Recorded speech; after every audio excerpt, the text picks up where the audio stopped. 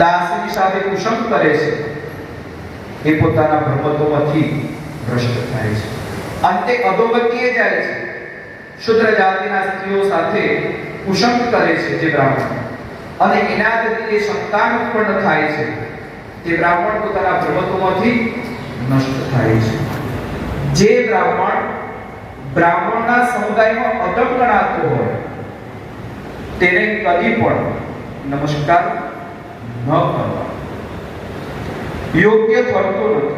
એમ છતાં પણ જે પુરુષ એવા બ્રાહ્મણોની પૂજા કરે છે અંતે નરકમાં જાય છે. એમ જણાવ્યું. જે પુરુષ બ્રાહ્મણ તથા ગાયોના માહેના યુદ્ધ કરવાના અર્થે અથવા જોવાની ઈચ્છા રાખે છે અંતે પણ નરકમાં જાય છે. જે સ્ત્રીઓ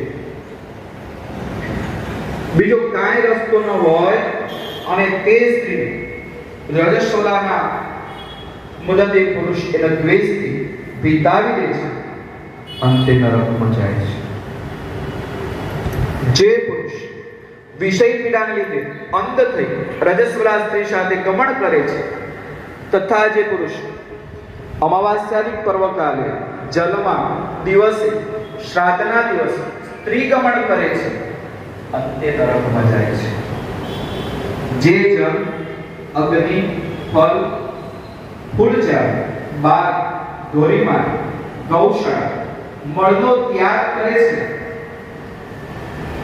અંતે નરકમાં જાય છે. પ્રાણઘાતક હત્યાઓ કરનારો, એનું નિર્માણ કરનારો, વ્યાપાર કરનારો પુરુષોને અંતે નિવાસ કરનાર અંતે નરકમાં જાય છે. વૈશ્ય વાણ્યા છતાં પણ ચામડાનો